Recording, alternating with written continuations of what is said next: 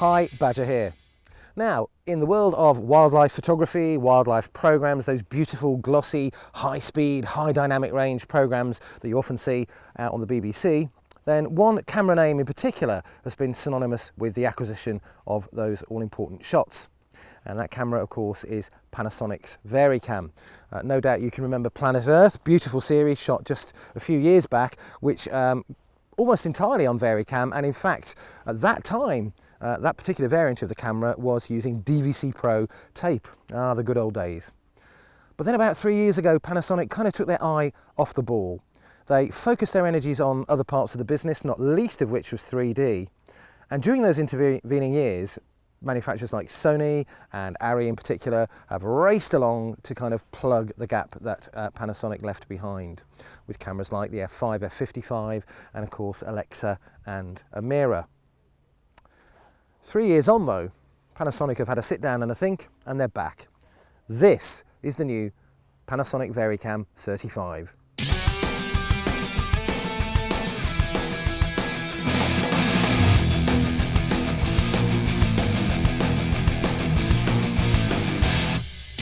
And to be honest, I think what Panasonic have done is to come up with a bit of a beast. Let me explain.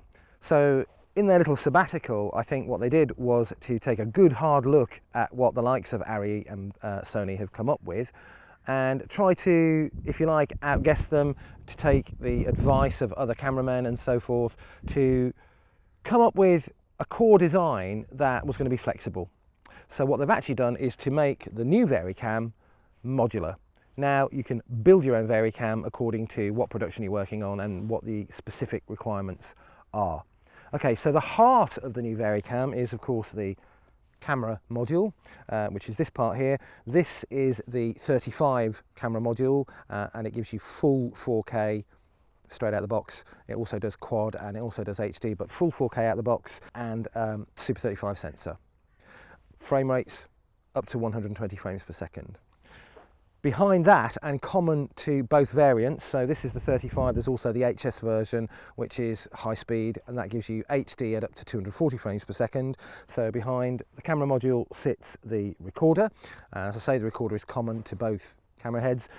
Fits with an interconnector, but then this is where flexibility takes on a life of its own. What you can do is you can split these and use an umbilical cable. So let's say you want a particular jib shot or you've got a tight location space, no more having to bring in a third-party camera. You can actually now use your Varicam to get those tight shots or those jib shots and record to the same recorder.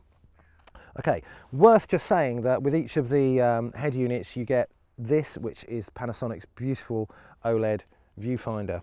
Right, let's just move it around a bit. So on the back you can see we've got V-lock batteries, oodles of connectivity, which I'll talk to you about later.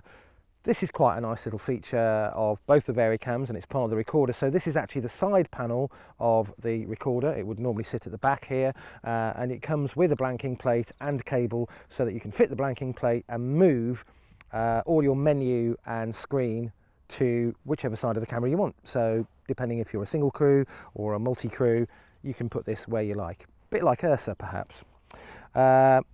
PL mount obviously, and on the front of ours we've got a really nice Canon servo zoom lens and then forward of that bright tangerine Viv matte box. One other part of our rig is this, which is a Starlight HD monitor, and again more about that later.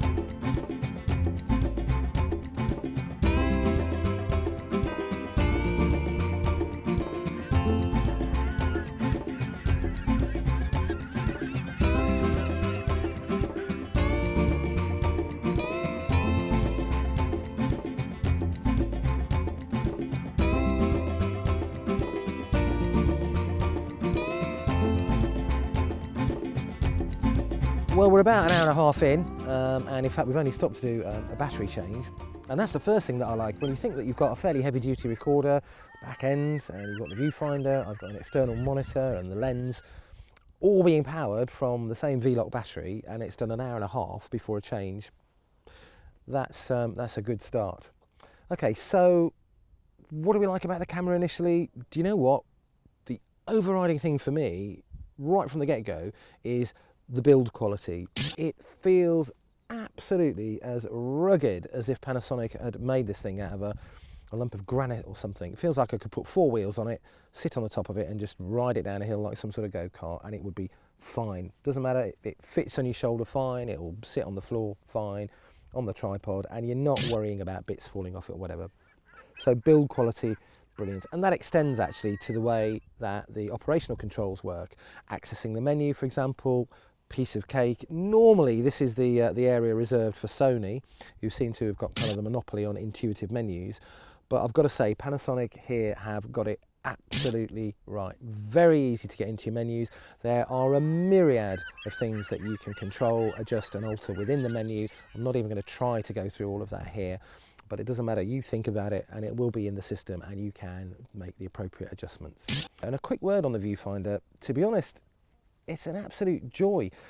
It has its own menu, so you can set up how it works, how it looks, how it feels for you, which is cool. You've also got a ring here where you can zoom the entire image up or down a little bit, so kind of like a coarse adjustment. And then you've got a nice, satisfyingly clicky diopter adjuster there, so none of this on the small cameras. You get a little plastic niblick that you move left and right and it knocks the eye cup off, or you can never quite get it right or whatever. Recording is to 2 types of card. You've got 2 slots for P2 Express, which handle the 4K end of things. You've also got 2 slots for P2 Micro SDXC for the HD end of things. You've also got 2 codecs on board, 3 really if you count H.264 for your dailies. You've got AVC Ultra, Panasonic's newest codec, and you've got AVC Intra. And you've also got a dual recording engine so that you can simultaneously, on this baby, record a full 4K image and then simultaneously a 2K or HD image and your H.264 dailies all at the same time.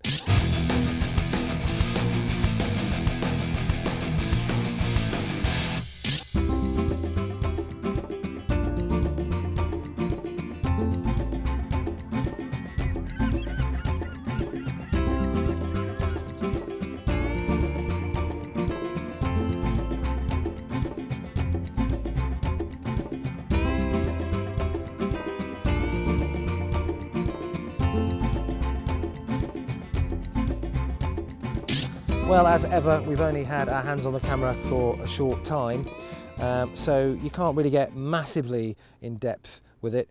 But what I can say is, for my money, I think it's an awesome piece of kit. And you've got to hand it to Panasonic really, because they've taken a break from a market that they were pretty much the kings of, watched other manufacturers steam in and take over and nibble away at their market share, and then come back to that same market with a totally new offering. That's quite risky when you're asking people at the high end of program making to fall in love all over again with a camera that's got the creed that the Varicam has. And the question is, have they succeeded? Well, there's one other little trick up its sleeve that the Varicam's got, which for me kind of gives it the ultimate seal of approval, and that is in sensitivity, because firstly, with dynamic range, you've got 14 plus stops. If you talk to Panasonic with the camera not recording, they're going to tell you that they've measured 16 stops of dynamic range. That's huge. But also, at ISO 5000, all the noise disappears.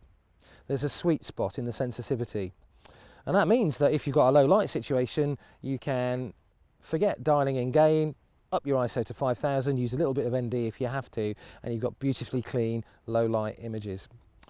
So basically Panasonic are giving you the world, aren't they? You've got modular construction, you can configure the camera as a constructed piece of equipment as you want. You can then configure how it operates, how it records, what codecs it uses, whether it records 4K, HD and proxies at the same time.